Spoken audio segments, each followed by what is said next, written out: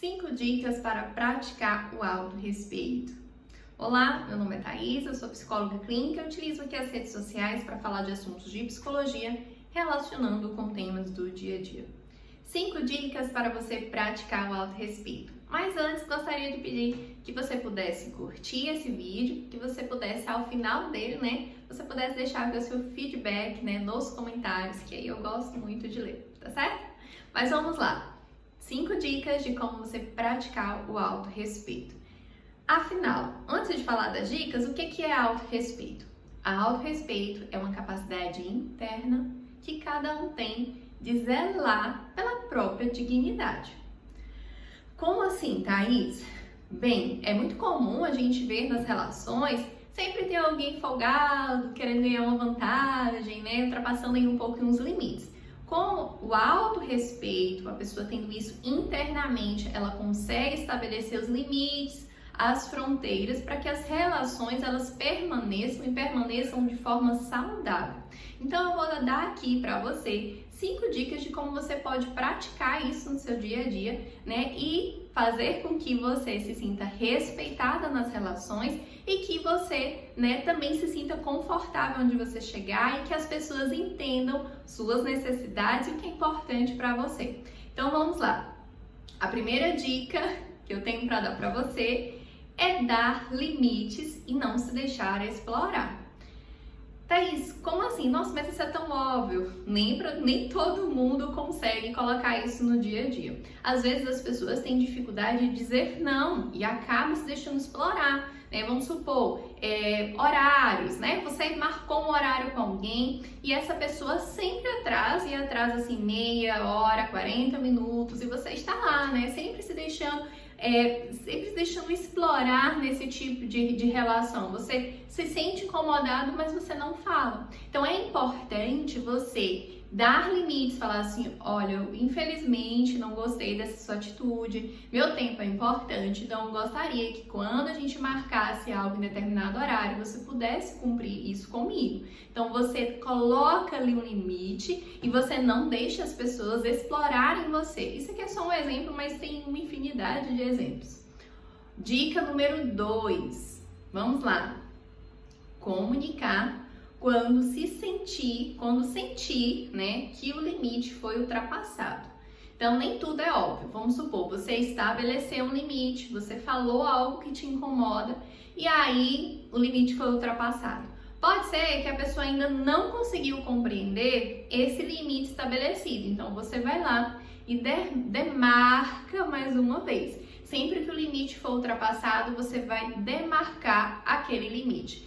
Lógico que se for uma coisa repetitiva e se não houver nenhum interesse da outra pessoa mudar, se não houver nenhum esforço para respeitar os seus limites, aí você pode rever as suas relações. Mas, no primeiro momento é importante estabelecer o limite. Quando ultrapassar, você não se calar, você não ter medo de chatear o outro.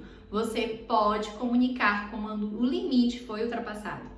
Ah, Thaís, mas eu não quero que alguém fique triste, comigo, eu não quero que alguém se chateie. Esse tipo de medo, você está se desrespeitando para poupar o outro de ter, qualquer sentimento desagradável quando você se colocar nas relações. Então, isso não pode existir. Então, diante de um limite colocado, se uma outra pessoa fica com raiva, você deixa a pessoa lidar com os sentimentos dela e se ela quiser permanecer na relação, seja amizade ou amorosa, ela vai respeitar o limite que foi estabelecido. Dica número 3. Aprenda a negociar. Não é porque você estabeleceu limites que você tem que ser tudo exatamente do jeito que você quer, que tem que ser tudo você controlando e dominando as coisas. Não, é importante que nas relações a gente saiba negociar, perguntar a versão da outra pessoa, a deixar com que a outra pessoa também fale como ela enxerga a situação e aí com a negociação é possível estabelecer algo confortável para as duas pessoas dentro de uma relação. Seja ela relação de trabalho, seja ela amizade, seja ela uma relação amorosa. Então, é importante negociar. Tem que ficar bom para as duas partes, para que a relação permaneça, porque o objetivo, né, dentro das relações, uma coisa que é muito importante é que você não tenha, o seu foco não seja fazer de tudo para que o outro fique, mas fazer de tudo para que a relação seja um ambiente confortável para as pessoas que partilham daquela relação, certo? Vamos lá, nossa dica número 4. Suportar a culpa é uma forma de praticar autorrespeito. Suportar a culpa de dizer não. Tem gente que não diz não porque se sente culpado, tem gente que não coloca limite porque quando não coloca, ou aliás, né, quando coloca limite, sente uma culpa absurda, né? Ah, você pode ficar, né, com o meu filho hoje de manhã e você já tinha na sua agenda, né, um outro compromisso e aí você, né, tá lá com o filho da sua vizinha, alguma coisa assim, e você não consegue dizer não, mesmo com um outro compromisso. E quando você diz não, você fica se sentindo culpado, fica pensando o dia todo, pronto. Uma coisa importante para você praticar o autorrespeito é aprender a sentir essa culpa, né? Não se deixar mover por essa culpa, né? Disse o não, se sentiu culpada, então você vai começar a trabalhar, né, nos seus pensamentos, né?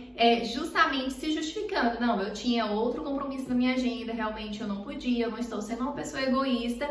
E aí, trabalhar esse aspecto de aprender a dizer não e entender que no primeiro momento você vai se sentir, né, um pouquinho culpada, um pouquinho culpado por dizer não, né, quando você começar a praticar aí o autorrespeito.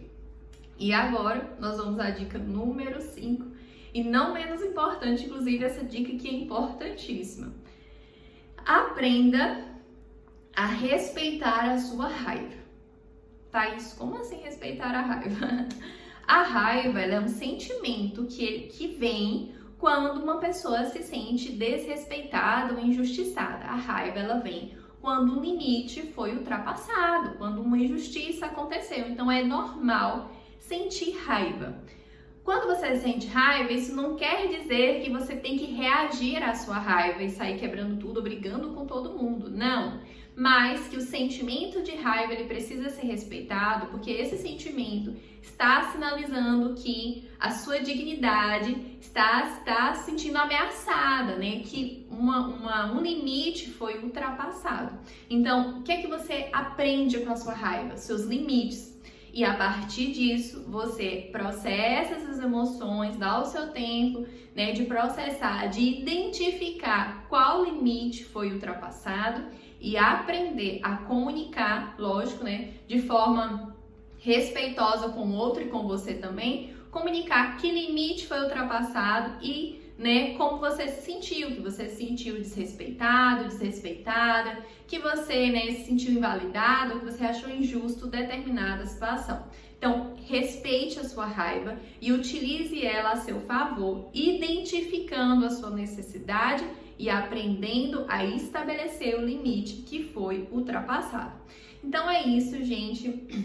Eu espero que você tenha gostado desse vídeo. Espero que esse vídeo aqui tenha sido esclarecedor, né, sobre esse conceito do autorrespeito, que é um pilar muito importante da nossa autoestima e que tem que ser praticado diariamente. Encontro você no próximo vídeo e tchau!